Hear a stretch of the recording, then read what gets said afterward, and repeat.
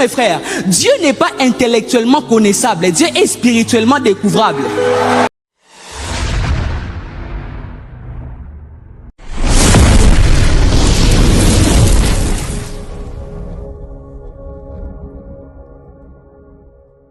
Parfois, combattre signifie ne pas livrer bataille. Si tu crois que lorsque Dieu t'accorde la puissance, tu deviens Superman, tu deviens Batman, tu vas t'épuiser pour rien. Et tu vas tomber dans ce qu'on appelle les combats inutiles.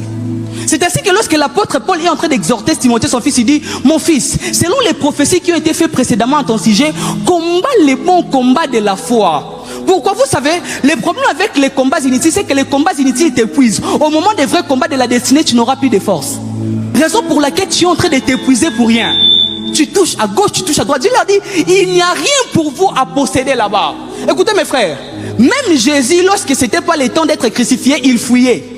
Jésus fuyait. Jésus, fils de Dieu, portant à lui corporellement la plénitude de la divinité, lui a dit, il s'est faufilé dans la foule, il fuyait. Parce qu'il n'était pas venu pour mourir étant qu'un lapidé, mais étant qu'un crucifié. Il n'y a pas de salis dans les pierres, il y a des salis dans la croix. Les problèmes avec toi, tu es partout, dans tous les combats. Il y a un dit, te créera trouble dans le département. Et on a dit ceci, on a dit là-bas, mais toujours gêné. Dans la vie, sachez qu'il y a des Goliaths à affronter, mais il y a des Saïl à éviter. Le même David qui affronte Goliath, mais lorsqu'il y a Saïl, David, je ne mettrai pas la main sur les oins de l'Éternel. Tout le monde n'est pas Goliath. Il y a des combats qu'on fait. Merci. Olemba Nandimi. Baloba qui est baloba. Et c'est l'autre. Est-ce que Bomio? Chico, est-ce qu'on peut acclamer pour le Seigneur? La puissance ne rime toujours pas avec l'effervescence. Quand Dieu fait, on ne le sent toujours pas. Si vous croyez qu'il faut toujours sentir pour comprendre que Dieu est en train d'agir, vous allez passer à côté de l'action de Dieu. Le miracle n'est pas forcément spectaculaire. Saviez-vous que le premier miracle que Jonas avait vécu, c'était pas le fait d'être vomi par les poissons? Ça, c'était la partie spectaculaire. C'était la partie où les hommes pouvaient voir et dire waouh. Mais le premier miracle que Jonas avait vécu, c'était le fait de vivre sous l'eau, dans un milieu où il n'y a pas d'oxygène, non seulement sous l'eau, mais dans le ventre du poisson. Il était dans un milieu doublement privé d'oxygène, mais il a vécu. Ça, les hommes ne savaient pas, mais il était déjà en train de vivre un miracle. Le miracle n'est toujours pas spectaculaire.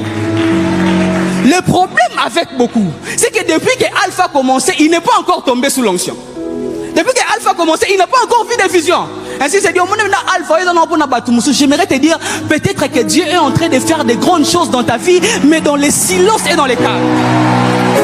Il y avait un homme comme toi dans la Bible, qui attendait que Dieu soit dans les fracas. Dieu n'y était pas. Que Dieu soit dans les tremblements de terre, il n'y était pas. Il s'agit d'Élie. Il dit que Dieu était dans un murmure doux et léger. Au message, la brutalité fort na vie. Et on a comme c'est comme on y a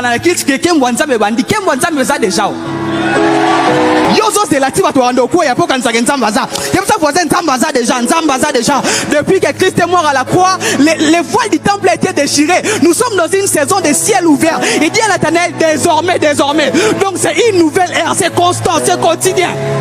Depuis que ça s'est déchiré, ça s'est plus fermé. Le fait que les défis existent dans ta vie prouve à suffisance que tu n'es pas encore vaincu. Parce que si tu étais déjà vaincu, il n'y aurait plus de défis. On ne donne pas de coups à un adversaire qui est déjà KO. Si tu ne représentes pas un danger réel pour les camps de l'ennemi, ta présence ne sera pas une menace. Ce n'est pas parce que la situation est calme que Dieu y est. Et ce n'est pas parce que les choses semblent être agitées que Dieu ne s'y trouve pas. Lorsque la Bible parle de l'époque de Noé, Matthieu 24 avait dit, les gens se mariaient, ils mariaient leurs enfants, ils buvaient, ils mangeaient. Lorsqu'on regarde de manière apparente, tout était calme, mais Dieu n'y était pas. Mais dans Marc 4, la barque était agitée, mais Christ y était. Il est préférable d'être dans un climat de combat. Il est préférable d'être dans un climat de tumulte. Il est préférable d'être dans un climat de défi qui t'amène à ta destinée que vivre dans une fausse paix. Il y a beaucoup de gens qui sont dans des fausses paix. Il y a beaucoup de gens qui croient que ça va bien. Or, tu es dans une léthargie qui ne t'amènera jamais à ta destinée. Écoutez, ici Dieu veut amener Israël à conquérir cette nation. Mais lorsqu'ils arrivent, la première information qu'on nous donne, elle dit, Jéricho était barricadé et fermé, personne n'entrait et personne ne sortait. Un défi réel. un défi présent, un défi qu'on ne savait même pas comment détourner et comment avoir la solution. Écoutez mes frères, les défis nous mettent face à nos responsabilités pour qu'on participe au plan de Dieu. Dieu pouvait faire clouer Jéricho avant qu'ils arrivent, mais Dieu laisse les Jéricho là en présence d'eux pour manifester sa puissance. Mes frères, les premières informations face aux défis ont tendance à nous effrayer, parce que les hommes étant rationnels réfléchissent en tenant compte des impossibilités. Regarde comment cette information effraie. Personne n'entrait et personne ne sortait. Donc Jéricho était un problème même pour les habitants de Jéricho, parce que même eux-mêmes ne sortaient pas. Donc, ils vivaient dans une telle autarcie. Maintenant, comment vous allez entrer? Il y a des gens ici à qui leur vie ressemble à un Jéricho. Il y a de ces personnes ici, dans votre famille. Personne ne sort de la liste des célibataires. Personne n'entre dans la liste des mariés. Personne ne sort de la liste des chômeurs. Personne n'entre dans la liste des travailleurs. Personne ne sort de la liste des petits hommes. Personne n'entre dans la liste des grands hommes. Aujourd'hui, je vais prophétiser sur ta vie que la puissance de Dieu vienne briser toute limitation. Je ne sais pas à qui je suis en train de parler. Le Seigneur m'a demandé de prophétiser sur la vie de quelqu'un, que tout ce qui te limite, il y a de ces personnes lorsqu'ils regardent à leur famille, apparemment il y a des limites. Là-bas personne n'est arrivé, ici personne ne sort. Vous êtes tous comme dans un cycle.